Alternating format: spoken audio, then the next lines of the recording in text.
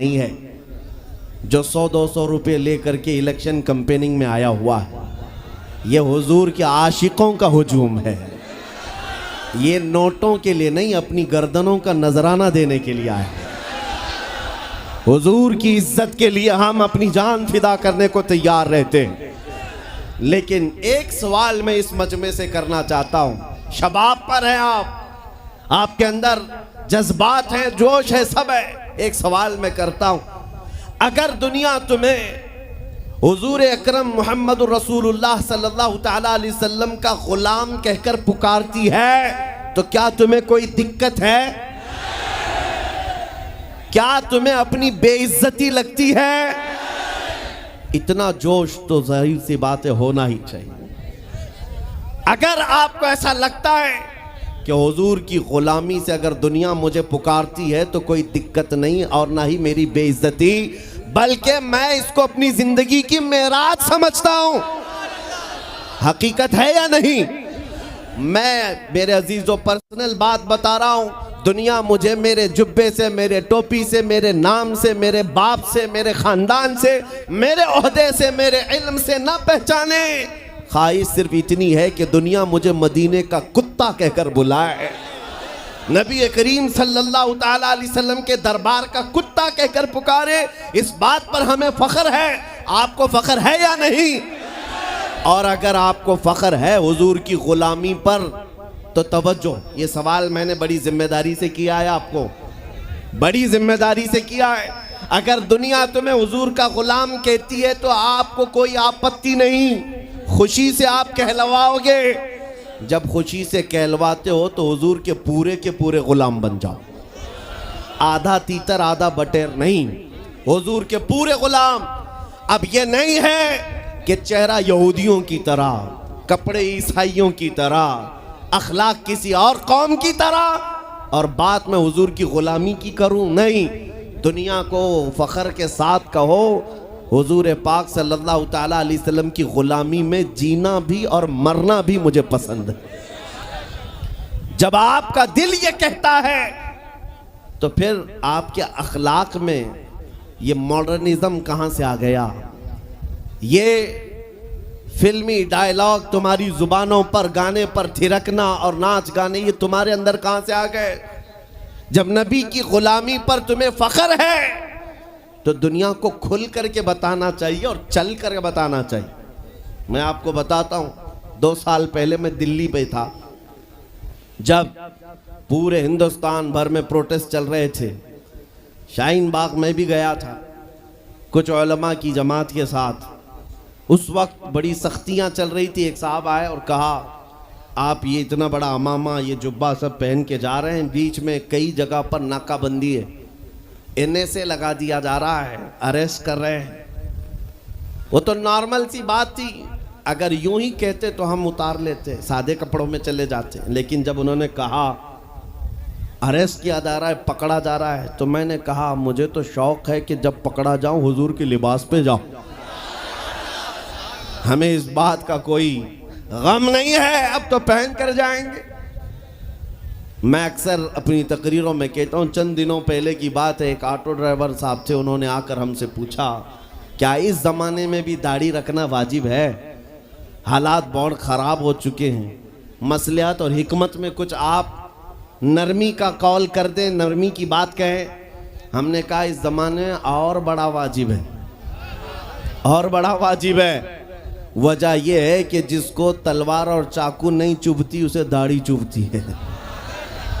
और मैं अक्सर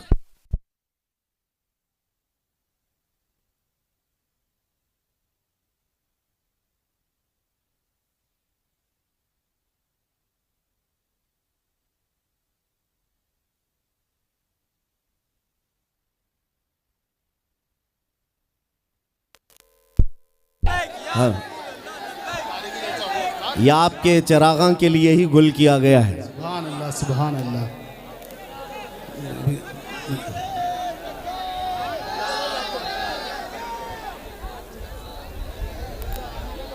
नारे तकबीर, नारे रिसालत, मसलके आला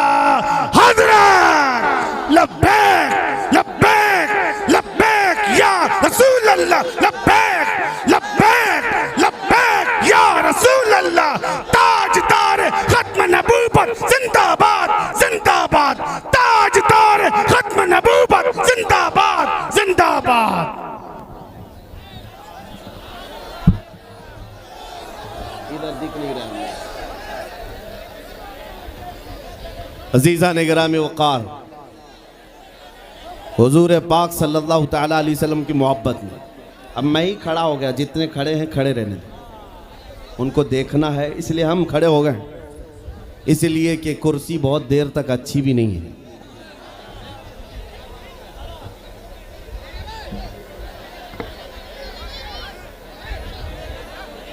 तवज्जो, नबी करीम सल्लल्लाहु तआला अलैहि वसल्लम की बारगाह में हम खिराज अकीदत पेश करने आए हैं। ऐ सुन्नियो, हमारी इज्जत, हमारा वक़ार हुजूर के कदमों से वाबस्ता है। आबरूए मा ज़नाम मुस्तफ़ा, हम सब की इज्जत और आबरू नबी के नाम से है।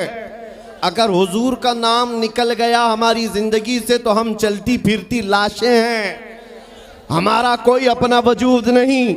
आपको पता है, तुम जितने सेकुलर बनना चाहो, जितने आम आदमी बन करके जीना चाहो, लेकिन फिर भी दुनिया तुम्हें नबी के नाम से ही पहचानती है, हुजूर के नाम से पहचानती है। इसलिए मैं आपसे पहले ही सवाल किया कि अगर दुनिया हुजूर के रिश्ते से तुम्हें पहचानती है तो कोई दिक्कत है? तो जब दिक्कत नहीं है तो हमें खुलकर हुजूर की गुलामी पर आना चाहिए। आज का दौर है जिसके मुतालिक मेरे आका ने फरमाया था, मन तमस्सक बिसुन्नती इंद फसाद उम्मती फलहु अजरु मिअति शहीदिन। रसूल करीम सल्लल्लाहु अलैहि वसल्लम इरशाद फरमाते हैं, ऐसा ज़माना जब आ जाए कि लोगों में फितना व फसाद बरपा हो, उस ज़माने में जिसने मेरी एक सुन्नत को जिंदा किया, अल्लाह उसे 100 शहीदों का सवाब अता करेगा। सुभान अल्लाह, सुभान अल्लाह। ये वही दौर है, ये वही दौर है। आज तुम अगर अपने नबी के अखलाक को जिंदा नहीं करोगे तो दुनिया से क्या उम्मीदें रखोगे, दुनिया से क्या तवक्को है। आज मुझे कुछ थोड़ी बात अपने घर की करने दीजिए, फिर मैं बात दूसरों की खबर बाद में लेते हैं, लेकिन पहले अपने घर के अंदर जो मौजूद है हालात, कहीं ऐसा तो नहीं है नौजवानों हमने खुद अपने हाथों से गुलामी का पट्टा निकाल कर फेंक दिया? कहीं ऐसा तो नहीं है हम इस्लाम जिंदाबाद के नारे लगाते, नबी पाक की मोहब्बत में मरने की बात करते, लेकिन अपने घर में इस्लाम पसंद नहीं करते, अपनी बीवियों पर, अपनी बच्चियों पर, अपनी माँ बहनों पर इस्लाम पसंद नहीं करते, उनको बेपर्दा बाहर घुमाते हैं। उस वक्त इस्लाम जिंदाबाद का नारा क्यों नहीं? हमें इब्तिदा अपने घर से करनी चाहिए। अगर इस्लाम से प्यार है तो मेरे बेटे पर भी इस्लाम को देखना चाहिए, मेरी बेटी पर भी इस्लाम नज़र आए, मेरी बीवी पर भी इस्लाम नज़र आए, मेरे घर के माहौल में इस्लाम नज़र आए। सड़कों पर निकलकर प्रोटेस्ट और एहतजाज करते हैं इस्लाम के खिलाफ अगर कोई बात आए, लेकिन जब सुबह घर में उजाला होता है तो धूम धड़ाके से गाने जो बजते हैं, वो कौन सा इस्लाम है? वो कौन सा इस्लाम है? इन तमाम चीज़ों पर जब हम खुद तब्दीली नहीं लाएंगे तो कुत्ते तुम्हें छेड़ते रह जाएंगे। इसलिए मेरे अजीज़ों, एक मुहावरा था पुराने ज़माने में, कहा जाता था, कौवा चला हंस की चाल, अपनी चाल भूल गया। कौवा जो है हंस की तरह चलने की कोशिश करता रहा, हंस जो अंधा बगोला जिसको कहते हैं, सफ़ेद बगोला, उसकी तरह चलने की कोशिश करता रहा। और एक दिन ऐसा हुआ कि उसकी तरह चल तो नहीं सका, लेकिन खुद कैसे चलता था ये भी भूल गया। और मैं उसको थोड़ा बदल करके अपनी कौम के लिए कहता हूँ, शेर चला कुत्ते की चाल और अपनी चाल भूल गया। अल्लाह ने तुम्हें मोहम्मद अरबी का शेर बनाकर पैदा किया। हकीकी बात है ये मेरे अजीजों, हकीकी बात है। एक जिनके यहाँ कीड़े बहुत ज़्यादा होते हैं, वो मेरे साथ छेड़खानी कर रहे थे। 2 दिन कबल की बात है, मैंने किसी जगह तकरीर किया तो मुझे छेड़खानी कर रहे थे। हमारे दीन से कोई ताल्लुक़ नहीं।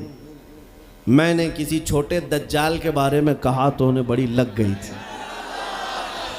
आज की तकरीर फिर वो सुन रहा होगा, साहब मैं कहता हूँ, मुझे उन्होंने मैसेज में कहा है, गोश्त खोर मौलाना, गोश्त खोर मौलाना, गोश्त खाते हैं और स्टेजों पर चिल्लाते हैं, मैंने जवाब में कहा अल्लाह का बड़ा शुक्र है गोबर खोर तो नहीं है, अल्लाह का बड़ा शुक्र है हम गोबर को कोहे नूर कहने वाले तो नहीं है।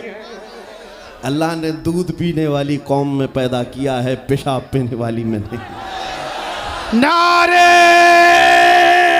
तकबीर, नारे रिसालत, नारे हैदरी। मेरे अजीजों, ये कोई बात लतीफे की नहीं है और ना ही छेड़खानी की बात है।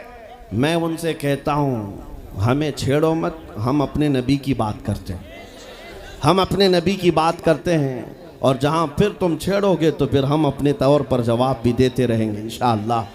इसलिए कि अपनी अपनी किस्मत की बात है। मुझे गोश्त खोर मौलाना कह रहे हो और ख़ुद की हालत मालूम नहीं है। अल्लाह करीम का शुक्र है कि हमने दुनिया में देखा है गोश्त खाने वाला भी शेर ही हुआ करता है और गोबर खाने वाला सूअर तो नहीं है। अल्लाह का बड़ा करोड़ा एहसान है। मैं उन बातों में नहीं आ रहा, लेकिन एक बात ज़रूर कहना चाहता हूँ, सुनियो एक बात, कि दुनिया हज़ार ताने दे, हमें फ़र्क नहीं पड़ना चाहिए, अपने नबी के अखलाक को खुल कर कहना है। मैं आपसे पूछता हूँ क्या हमारा ये ईमान है या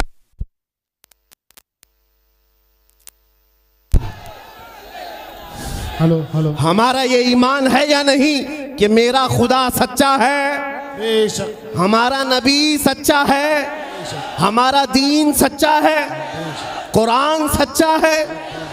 जब तुम्हारा यकीन है कि मेरा खुदा सच्चा, मेरा दीन सच्चा, मेरा कुरान सच्चा, मेरा नबी सच्चा, तो फिर मेरे अजीजों सर झुकाकर नहीं सर उठाकर जियो। बेशक सुभान अल्लाह। और तुम्हें हुजूर अकरम सल्लल्लाहु ताला अलैहि वसल्लम के अखलाक पर कभी शर्म नहीं आनी चाहिए। कोई टोपी पर, कोई दाढ़ी पर ताने मारता है तो उसको नजरअंदाज करो, इसलिए कि मरने के बाद इस कीड़े को मुंह नहीं दिखाना है, आमिना के लाल को मुंह दिखाना है। ताना देता है तो देकर मर जाएगा। हमें फर्क नहीं पड़ता, हमारे लिबास से जलते हो तो और जलो, मरो, इसलिए कि जिसकी किस्मत में यहाँ भी जलना वहाँ भी जलना। और अल्हम्दुलिल्लाह सुन्नियों की किस्मत में यहाँ भी खुशियाँ हैं, वहाँ भी खुशियाँ। हम यहाँ पर हुजूर पाक का जिक्र कर रहे हैं और खुशहाल हैं, अल्हम्दुलिल्लाह खुशहाल हैं, इसलिए कि मुझे पता है हमारी हैसियत क्या है। खुशहाल हैं आप भी, हम हैं। ये छोटी मोटी शिकायतें तो सब करते हैं आप कि बीमारी है, घर में खाना पानी नहीं है, धंधा नहीं चल रहा है, बिजनेस नहीं चल रहा है, सब लॉस में है, जॉब नहीं है, सब शिकायतें तुम्हारी है, हमें पता है।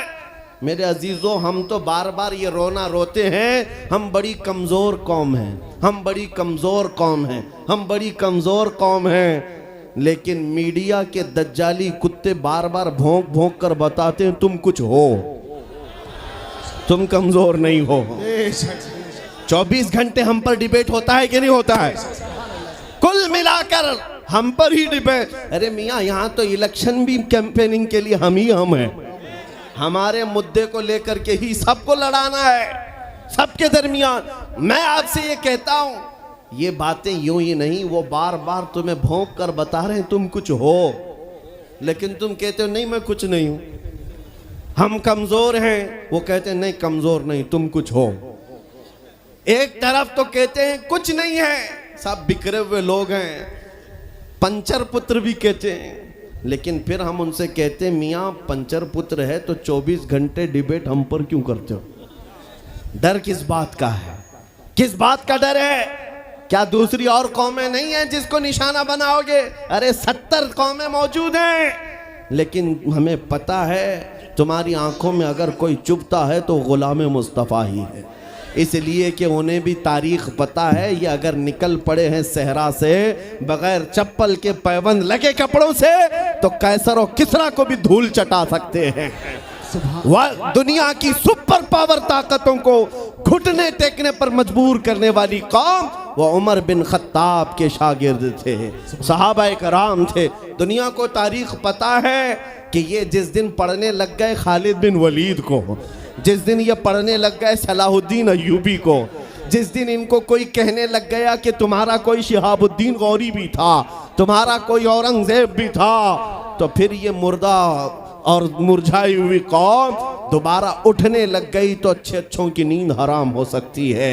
इसीलिए कहा जाता है मुसलमानों के मोहल्ले में नशा बांटो, मुसलमानों को नशा करवाओ। नशा बेचने वाले यही, नशा करने वाले यही, इसलिए कि ये जब तक नशा में रहेंगे हम सुकून से रहेंगे, और जिस दिन ये उठ गए तो दूसरों के सुकून के लाले पड़ जाएंगे। इसलिए मेरे अजीजों, मैं तुम्हें बेदार करने के लिए आया हूं और दुनिया की नजरों में खटकता रहूंगा, लेकिन मेरे पास जितना भी वक्त मौजूद है मैं खामोश नहीं रहूंगा इंशाअल्लाहुल अज़ीज़।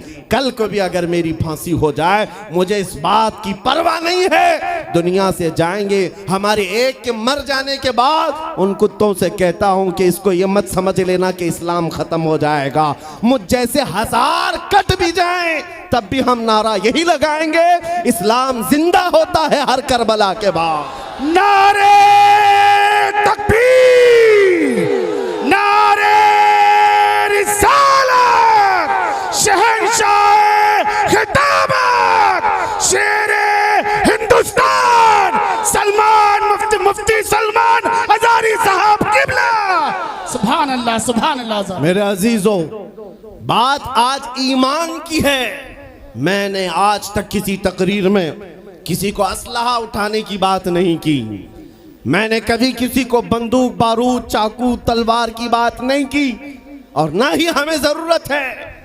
मेरे अजीजों, हम तो चाहते हैं कि तुम इश्क रसूल का जामा पहन लो, हुजूर की मोहब्बत का लिबास पहन लो।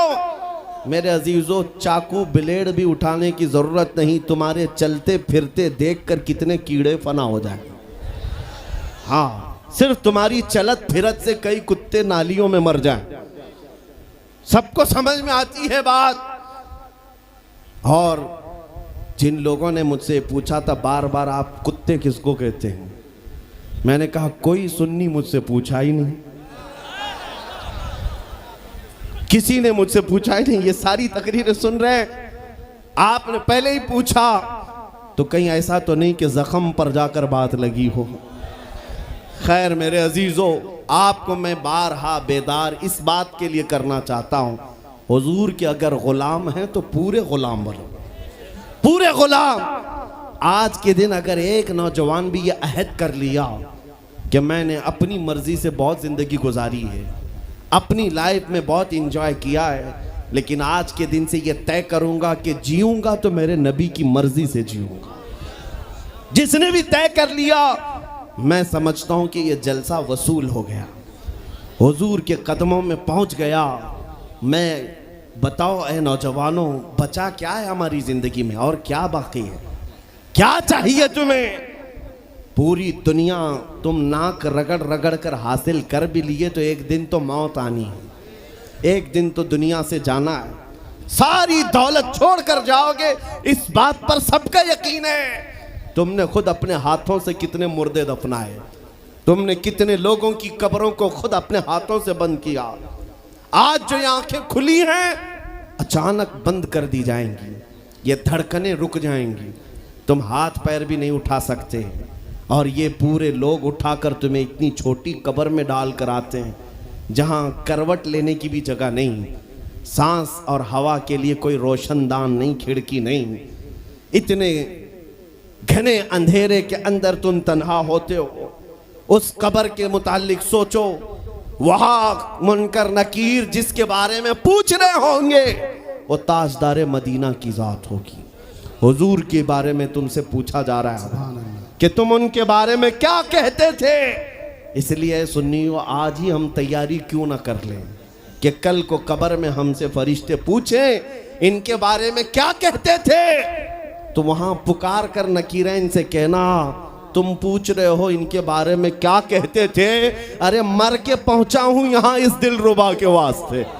सुभान अल्लाह, सुभान अल्लाह। मर के पहुंचा हूं यहां इस दिलरुबा के वास्ते, है शबे गौर भी उसी गुल से मुलाकात की रात।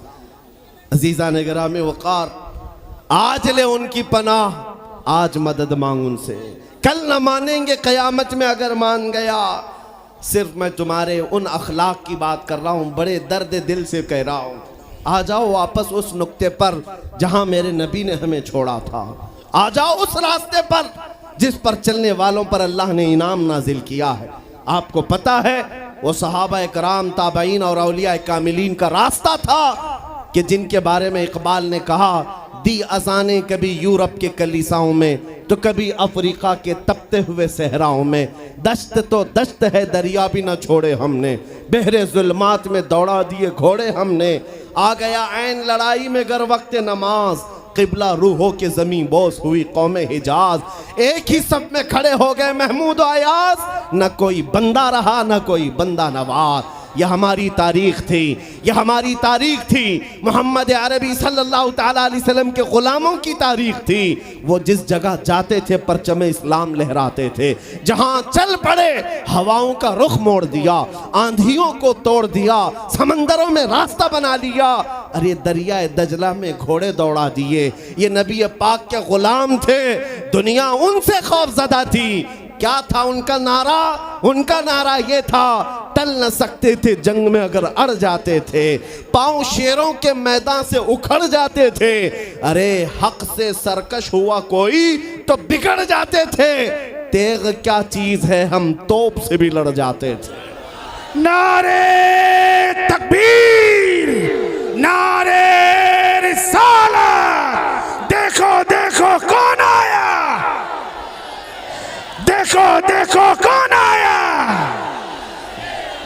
तवज्जो की बात है, हम उस कौम के वारिसीन में से हैं दुनिया जिनकी तारीख जानती है। आपको पता है अंग्रेज तारीख दान है, अंग्रेज है, उसका कोई ताल्लुक मेरे दीन से नहीं, लेकिन तारीख लिखने में उसने ये बात लिखी कि मैंने ऐसा जर्नेल देखा ही नहीं जैसा सलाहुद्दीन था, इसलिए कि उसके जज्बे जैसा मैंने एक भी जर्नल देखा नहीं। एक बार का वाकया लिखा है कि 12,000 की फौज थी सलाहुद्दीन के साथ, 12,000 की फौज थी सलाहुद्दीन अय्यूबी के साथ। और जिस वक्त वो मैदान में उतरा, मुकाबिल में सलीबियों की तादाद 4 लाख की थी, 4 लाख की थी। 4 लाख की तादाद देखकर ना वो घबराया ना भागा, पलट कर अपनी फौज से पूछा, क्या मशवरा है तुम्हारा, मुकाबिल में उतरे या नहीं उतरे? सलाहुद्दीन के लश्करी और उसके नौजवान सिपाही आम लोग नहीं थे, जज्बा जवान था। अर्ज किया, है सलाहुद्दीन हमारे सिपहसालार, रसूलुल्लाह के सहाबा तादाद देखकर उतरते थे तो हम भी तादाद देख के उतरेंगे। अगर नबी के सहाबा तादाद नहीं देखते थे तो हम भी इस तादाद का कोई परवाह नहीं करेंगे। सलाहुद्दीन उनकी बातों को लेकर उतर तो पड़ा। तारीख लिखने वाला अंग्रेज आदमी है, कहता है मुकाबला कर लेना और बात होती है, लेकिन 4 लाख को तितर बितर करके रख देना तारीख की अलग बात होती है। सलाहुद्दीन के इस कारनामे के बाद वो अंग्रेज तारीखदान कहता है, हमारे इलाकों में हाल ये हो गया था, हमारे यहाँ की माएँ अपने बच्चों को थपकियाँ देकर सुलाती थी और ये कहती थी कि बेटा सो जा नहीं तो सलाहुद्दीन आ जाए। सुभान अल्लाह, सुभान अल्लाह। ये मैं इसलिए बातें अर्ज कर रहा हूँ कि सलाहुद्दीन अय्यूबी की ताकत वो उनकी अपनी बॉडी की ताकत नहीं थी, वो ना ही किसी जगह से वर्जिश करके हासिल की हुई ताकत थी। सलाहुद्दीन की ताकत इश्क़ मुस्तफ़ा की वजह से थी, वो मोहब्बत रसूल का पैकर था। हमने तारीख में उन जवानों को देखा है जिन्होंने तारीख उलट करके रख दिया है, जिन्होंने ज़मीन में एक अलग परचम लहरा कर रख दिया है। आपको पता है इसी हिंदुस्तान की सरजमीन पर सबसे पहला 10,000 का लश्कर लेकर आने वाला एक जवान, अरब से सबसे पहले आने वाला मोहम्मद बिन कासिम सिर्फ 19 साल की उम्र में आया था। 19 साल की उम्र में आया था। किस लिए आया था? माल लूटने नहीं आया था, यहाँ जगह कब्जा करने नहीं आया था। जैसे आज तारीख तोड़ मरोड़ करके बताई जा रही है, जितने बादशाह आए सब आक्रमण किए, सारे लोग यहाँ लूटपाट करने आए थे।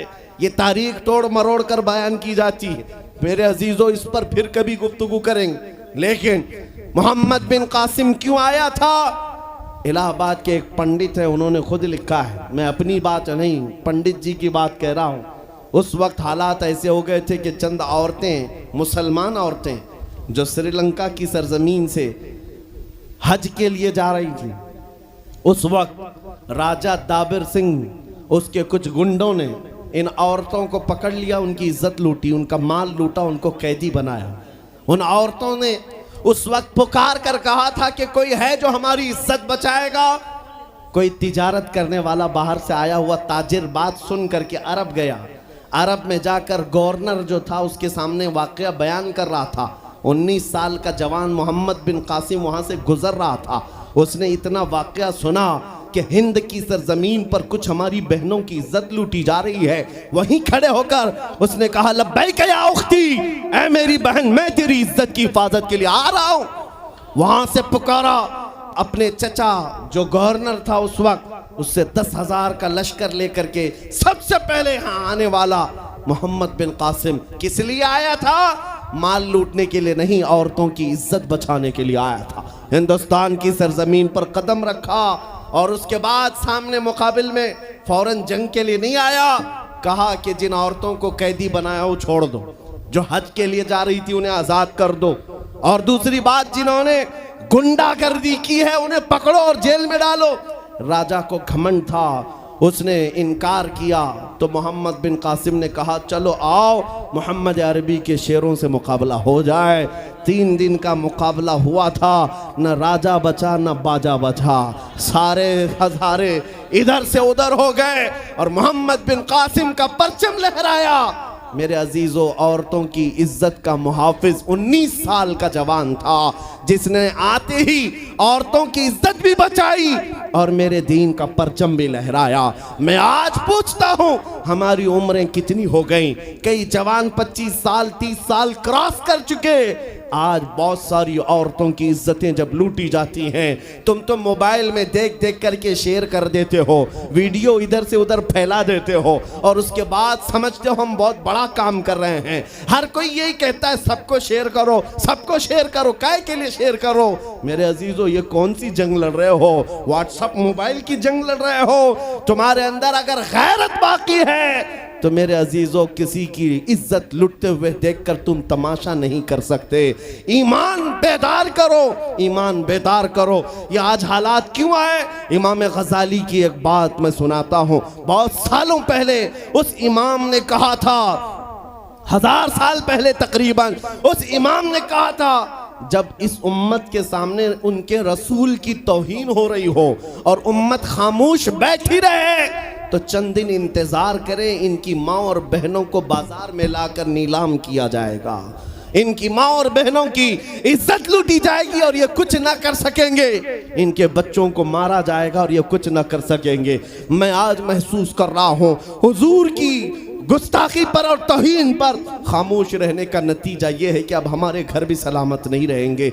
लोग आज चीख रहे हैं, मस्जिदें वीरान हो गई, मस्जिदें टूट रही हैं, खानकाहें टूट रही हैं, न जाने कितने मज़ारात बिल्डोज़र से ख़त्म किए जा रहे हैं। ये तमाम बातें अपनी जगह पर। मैं आपसे पूछता हूँ, जाने ईमान रसूलुल्लाह की इज्जत बाकी नहीं रही तो फिर कुछ भी बाकी नहीं रहा। वो जो न हो तो कुछ न हो, वो जो न थे तो कुछ न था। जान है वो जहान की और जान है तो जहान है। आपसे मैं यही कहना चाहता हूं, सीरियस हो जाओ, हसास हो जाओ। हंसी मजाक, गलछड़े, ये लतीफे लोगों के दरमियान अय्याशियां खत्म कर डालो। आज हर एक के घर से धुआं उठ रहा है और लोग अभी खुशियां और तमाशा देखने में मसरूफ हैं। आज पूरी दुनिया में जो तमाशा है आप नहीं अंदाजा कर सकते। फिलिस्तीन के बच्चों के साथ खून की होली खेली जाती है। हमने इराक में देखा है चंद साल पहले, जहां मैदान में खेला करते थे लोग, आज वो मैदान कब्रों से भर चुका है, कब्रों से भर चुका है। इतनी मौतें होती हैं कि जनाजा उठाने के लिए लोग नहीं होते, जनाजा उठाने के लिए लोग नहीं होते।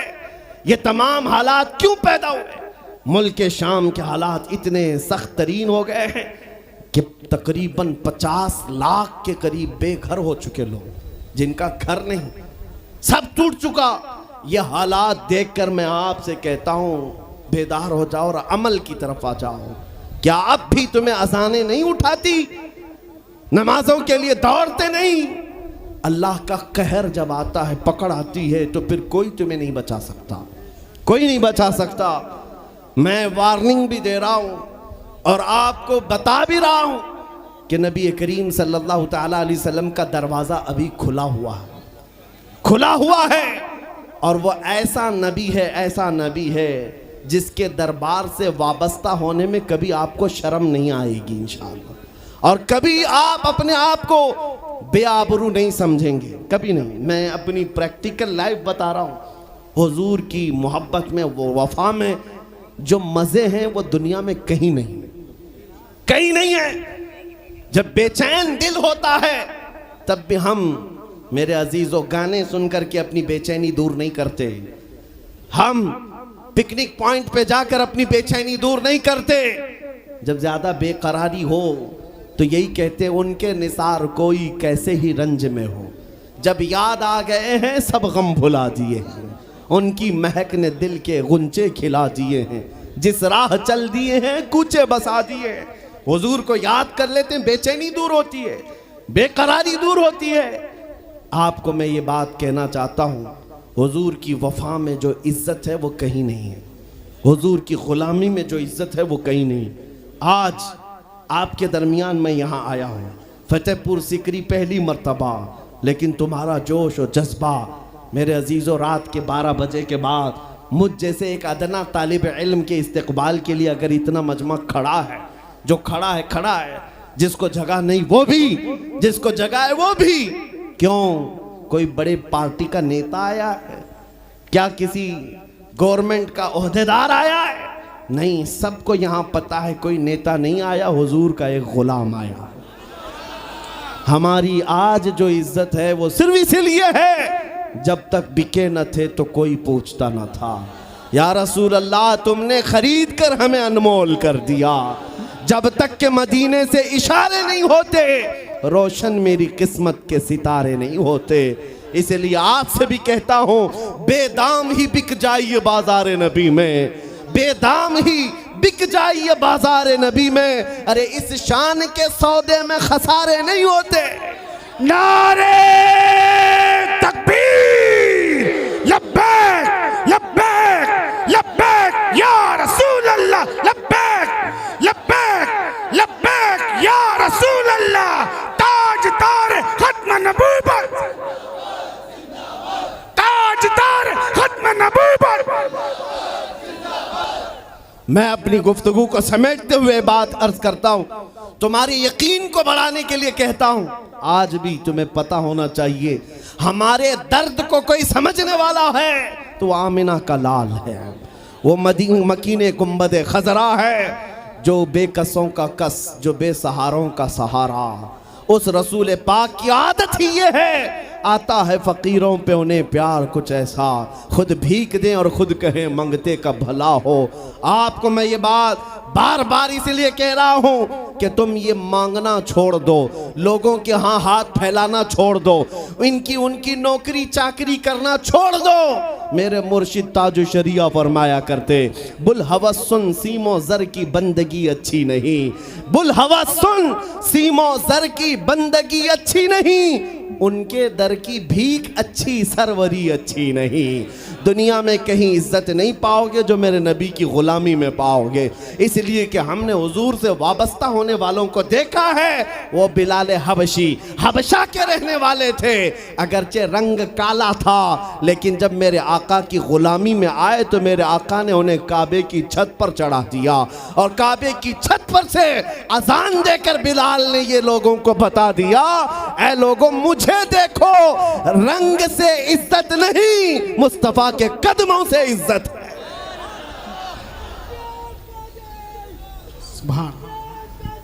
अजीज़ान गिराम वक़ार, तवज्जो चाहता हूं, हुजूर की गुलामी में जो इज्जत है वो हमने देखी है। जो लोग सहाबाए कराम, जो सहाबाए कराम, सैयदना अमीरुल मोमिनीन उमर इब्न खत्ताब, जिनका हाल ये था 36 लाख स्क्वायर किलोमीटर पर तन्हा हुकूमत करते थे, उस वक्त मिस्र भी, शाम भी, यमन भी, इराक भी, फिलिस्तीन भी, अरब, ये 6 कंट्री पूरे मिलाकर तन्हा हजरत उमर की निगरानी में थे। और ऐसी निगरानी नहीं कि यहाँ बैठ करके बड़ी बड़ी मीटिंगें कर रहे हों और गरीब खस्ता हाल सो रहे हों। उस खलीफा इस्लाम का हाल ये था, वो मदीने में बैठकर खिलाफत कर रहा था और बड़ी दूर एक औरत अपनी बेटी से कह रही है कि आज थोड़ा दूध में पानी मिला ले। बेटी कहती नहीं, खलीफा उमर बिन खत्ताब की खिलाफत है, उमर इब्ने खत्ताब की खिलाफत है। घरों में तक उमर इब्ने खत्ताब की निगरानी थी। ये कौन? उमर इब्ने खत्ताब रज़ी अल्लाह ताला अन्हु, जिन्होंने लोगों का खून चूस करके हुकूमत की कुर्सी नहीं बिठाई। और दूसरी बात ये भी कि वो उमर सादा जिंदगी गुजारने वाले, उनकी सिक्योरिटी भी ऐसी नहीं थी कि रोल्स रॉयस लगी हुई हो, काली गाड़ियां आगे पीछे घूमती हों। मेरे अजीज़ों, उस उमर इब्ने खत्ताब की बात कर रहा हूं। जब बैतुल मुक़द्दस फतह हो गया तो वहां से हजरत अबू उबैदा बिन जर्राह ने खत लिख करके भेजा कि लोगों की ख्वाहिश है उमर इब्ने खत्ताब आप तशरीफ लाएं, बैतुल मुक़द्दस की चाबी आपके हाथ में दी जाएगी, आप तशरीफ लाएं। तो उमर इब्ने खत्ताब रज़ी अल्लाह ताला अन्हु मदीने से चल पड़े अपना एक गुलाम लेकर के। लेकिन गुलाम और खुद होने के बाद एक ही घोड़ा था। तय ये कर लिया गुलाम के साथ कि 1 मील मैं बैठूंगा तू चलेगा और दूसरे मील तू बैठेगा मैं चलूंगा। ये शान उमर इब्ने खत्ताब रज़ी अल्लाह ताला अन्हु की। मैं क्यों कह रहा हूं अभी बताता हूं। और इस तरह से सफर कटता रहा। 1 मील खुद बैठते, 1 मील गुलाम बैठता था, क्योंकि उनके अदल के सामने किसी की नहीं चलती। फिर जब इत्तेफाक ऐसा है बैतुल मुक़द्दस करीब आया, लोग सब देखने के लिए बाहर आए, लेकिन घोड़े पर बैठने की बारी गुलाम की थी और आपकी चलने की थी। बारी बारी है, गुलाम बैठा हुआ आ रहा है और खलीफा वक्त रस्सी पकड़ा हुआ आ रहा है। लोग दौड़े दौड़े आए, फिलिस्तीन के अमीरुल मोमिनीन कहकर नारा लगा रहे थे। तो जो मौजूद सहाबा थे उन्होंने बताया ये घोड़े पर बैठा हुआ अमीरुल मोमिनीन नहीं है, ये घोड़े की रस्सी पकड़कर जो आ रहा है वो अमीरुल मोमिनीन है। ईसाइयों ने पहली मर्तबा देख करके पूछा था, ए मुसलमानों क्या तुम्हारा बादशाह ऐसा भी होता है? उस वक्त सहाबा ने कहा पहली बात तो हमारे यहाँ बादशाह होता ही नहीं, बादशाह नहीं होता। और उनकी ये जिंदगी मैं इसलिए बता रहा हूं। फिर ईसाइयों ने कहा अगर ये घोड़े की रस्सी पकड़कर चलता है तो इसके डर से कैसर और किसरा क्यों कांप रहे हैं? इसके डर से पूरा ईरान, पूरा रोम कांप रहा है। आखिर कौन सी ताकत है इस उमर के अंदर? ये तो रस्सी पकड़कर घोड़े लेकर चल रहा है। तब जानते हो मेरे अजीजों, उमर इब्ने खत्ताब रज़ी अल्लाह ताला अन्हु ने लोगों को जमा करके बताया, ऐ लोगों सुनो, मेरी हैसियत सिर्फ इतनी थी, मैं खत्ताब का बेटा उमर, बचपन में 2 बकरियां मुझसे नहीं संभाली जाती और मेरे बाप मुझे हर दिन मारते थे, बकरियां नहीं संभालनी आती। लेकिन आज गौर से देखो, आंख खोलकर, वही खत्ताब का बेटा उमर है। 36 लाख स्क्वायर किलोमीटर पर तन्हा हुकूमत करता है। इसलिए नहीं कि खत्ताब का बेटा उमर है, इसलिए कि मोहम्मद अरबी का गुलाम उमर है। नारे तकबीर, नारे रिसालत, मरहबा या मुस्तफा, मरहबा या मुस्तफा। अजीजा ने गिरामी औकार, मैं आपको कई मिसालों से बता सकता हूं। इज्जत सहाबा ने रसूलुल्लाह के कदमों से पाई है, इज्जत नबी पाक के कदमों से पाई है। आज जिस जलसे में जाएं, आला हजरत आला हजरत। अभी अगर मैं पूछूं इश्क मोहब्बत, इश्क मोहब्बत, आला हजरत आला हजरत, आपको बोलने की जरूरत ही नहीं।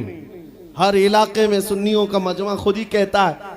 हालांकि इस नारे का मतलब क्या है? इश्क मोहब्बत 2 लफ्ज हैं। जैसी ही इश्क पुकारा जाए, मोहब्बत पुकारी जाए, हर एक कहता है आला हजरत आला हजरत। मेरे अजीजों, ये बात इसलिए मैं कह रहा हूं, 100 साल गुजर जाने के बाद भी उस इमाम का नारा हर मजलिस की रौनक क्यों बना है? इसलिए कि वो बरेली का इमाम जिंदगी भर अपने कसीदे नहीं पढ़ता था, अपने खानदान की बड़ाइयां नहीं बोलता था, बल्कि जब भी बोलता था तो यूं कहता, सरवर कहूं कि मालिको मौला कहूं तुझे, बागे खलील का गुले ज़ैबा कहूं तुझे, तेरे तो बस ऐबे तनाही से हैं बरी, हैरान हूं मेरे शाह मैं क्या क्या कहूं तुझे। लेकिन रज़ा ने ख़त्म सुखन इस पे कर दिया, खालिक का बंदा खल्क का आका कहूं तुझे। उस बरेली के इमाम ने जिंदगी भर अपने नबी की तारीफ की, लेकिन जब दुनिया से चला गया तो रब्बे जुल जलाल ने ना उनका नाम मिटने दिया, ना उनका कलाम मिटने दिया।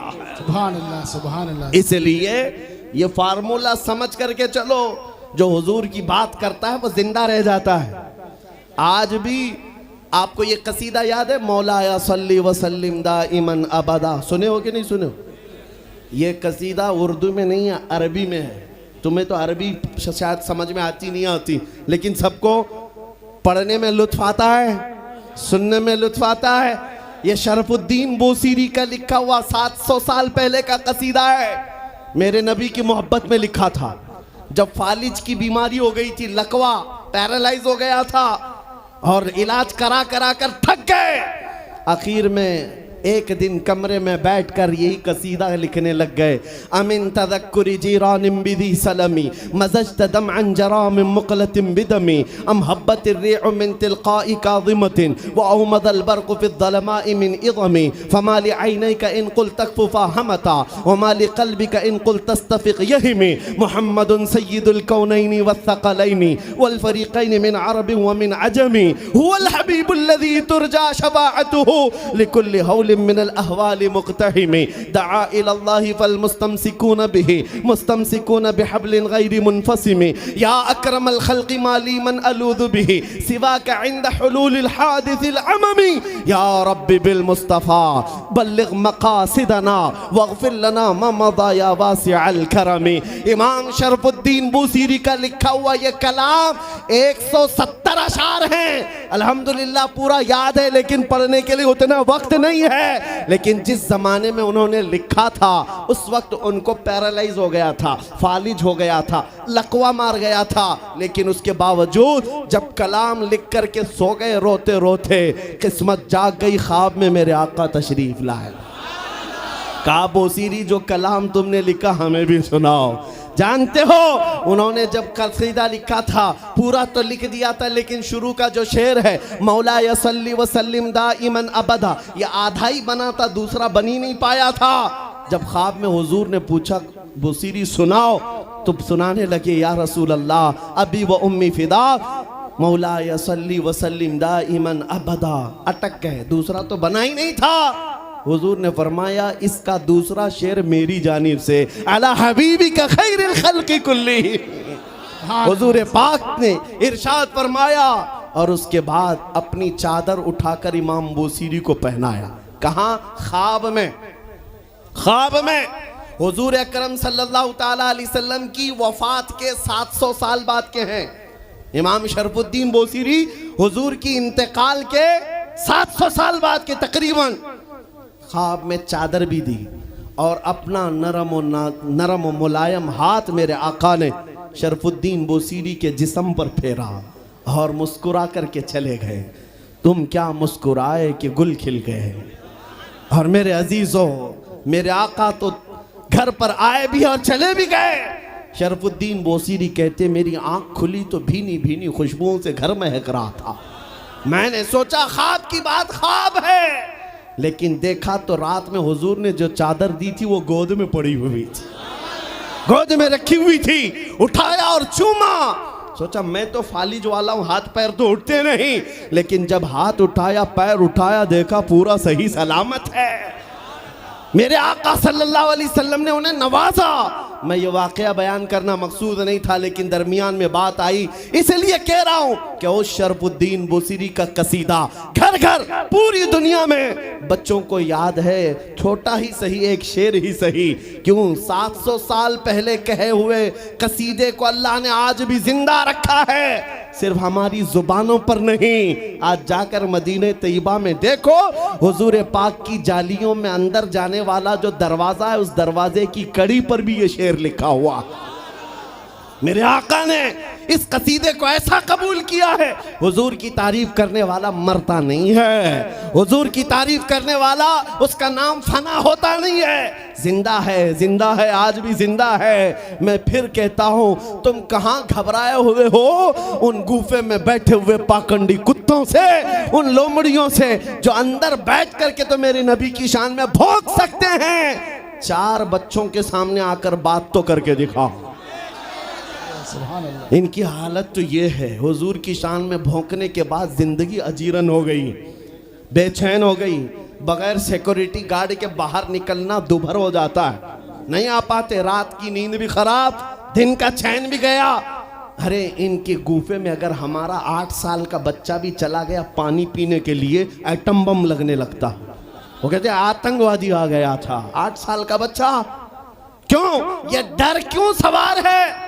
हुजूर की शान में जब तौहीन करोगे, डर डर करके ही मरोगे। और हुजूर की जो तारीफ करता है वो पूरी दुनिया में चहकते महकते हमेशा लोगों के दिलों में जिंदा रह जाता है। आज इस हिंदुस्तान की सरजमीन पर छोटा सा कस्बा है, लेकिन हर जवान पुकार रहा है लब्बैक या रसूल अल्लाह। पुकारते हो कि नहीं पुकारते हो? किसी को लब्बैक कहने में डर लगता है? डर है किसी को? हाँ, बात ये सुनो, ये अल्लामा खादिम हुसैन रज़वी रहमतुल्लाह अलैह का पुकारा हुआ नारा था और ऐसा जिंदा हो गया, ऐसा जिंदा हो गया। मैं दूसरों से कहता हूँ, जिसको लब्बैक के नारे से चिढ़ है वो आज इसे आदत बना ले रोज सुनने की, क्योंकि ये क़यामत तक लगने वाला है, ये बंद होने वाला नहीं है, क़यामत तक लगेगा। और मैं उनसे कहता हूं, घबराओ मत इन नारों से, हम तुम्हारे बाप को नहीं पुकार रहे, हम अपने नबी को पुकार रहे हैं। लब्बैक या रसूल अल्लाह का मतलब होता है, ऐ अल्लाह के रसूल मैं हाजिर हूं, ऐ अल्लाह के रसूल मैं, तर्जुमा क्या है? ऐ अल्लाह के रसूल मैं, लब्बैक या रसूल अल्लाह का मतलब ये होता है, ऐ अल्लाह के रसूल मैं। और जब अपने नबी को पुकार रहे हैं तो डरना किस बात का, खौफ किस बात का? किसी के बाप को पुकार रहे हैं, किसी के खास नेता को पुकार रहे हैं? हम उस नबी को पुकार रहे हैं जो हमारी बेकरारी को देखता नहीं, हम उस नबी को पुकार रहे हैं जिसको हमारा तकलीफ में पड़ना गवारा नहीं, अजीजुन अलैहि मा अनितुम, और इस यकीन के साथ पुकारते हैं, हम यहाँ से पुकारे वो वहाँ से सुने।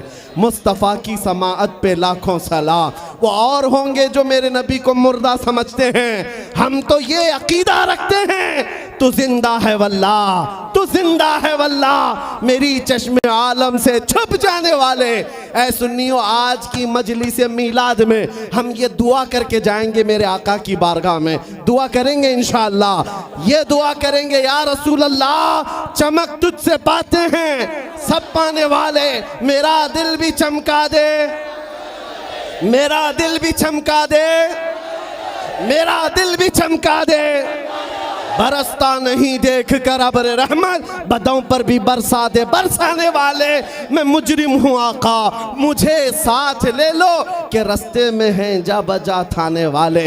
आका अब इन दुनिया के कुत्तों को देख देख कर थक चुके, अब हमारी आंखें खीरा होने को आ गई हैं, हमारी आंखें बेहयाइयों को देख करके बेरौनक होने लग गई हैं। इसलिए मदीने के ताजदार, आपके दरबार में सिर्फ इतनी अर्ज है, इतनी अर्ज है, मेरे आका आओ कि मुद्दत हुई है तेरी राह में अखियां बिछाते बिछाते, तेरी यादों में, तेरी हसरतों में बड़े दिन हो गए घर को सजाते सजाते। सुना है आप हर आशिक के घर तशरीफ लाते हैं, मेरे घर में भी हो जाए चरागा, मेरे घर में भी हो जाए चरागा। हर सुन्नी की तड़प है या नहीं मेरे आका हमारे घर तशरीफ लाएं? हर एक की तमन्ना है या नहीं? और हर उम्मती की ये तड़प है। तो सुनो, ये आज वादा करके जाओगे, अपनी मर्जी से नहीं जिएंगे, अपनी मर्जी से, किसकी मर्जी से? नबी की। और ये और उसके लिए सबसे बेहतरीन फार्मूला मेरे पीर मुर्शिद का, जिंदगी ये नहीं किसी की किसी के लिए, जिंदगी ये नहीं किसी की। ऐ नौजवानों, तुम्हारी जिंदगी सिर्फ हसीनाओं के लिए नहीं है, तुम्हारी जिंदगी नशा करके बर्बाद करने के लिए नहीं है, तुम्हारी जिंदगी आयरे गैरे के झंडे उठाने के लिए नहीं है। जिंदगी ये नहीं किसी की किसी के लिए, जिंदगी है नबी की, जिंदगी है नबी की नबी के लिए। अरे ना समझ मरते हैं जिंदगी के लिए, जीना मरना है सब कुछ। और पुकार कर कहो या रसूल अल्लाह, दहन में जुबान तुम्हारे लिए, बदन में है यहाँ, हम आए यहाँ और उठे भी वहाँ। या रसूल अल्लाह, बने दो जहां, बने दो जहां, बने दो जहां। और सुन्नियों, आज के बाद से हम इधर उधर हाथ नहीं फैलाएंगे। कहेंगे तो क्या कहेंगे, कौन देता है देने को मुंह चाहिए, देने वाला है सच्चा, देने वाला है सच्चा, देने वाला है सच्चा। लब्बैक या रसूल अल्लाह, लब्बैक या रसूल अल्लाह, लब्बैक या रसूल अल्लाह।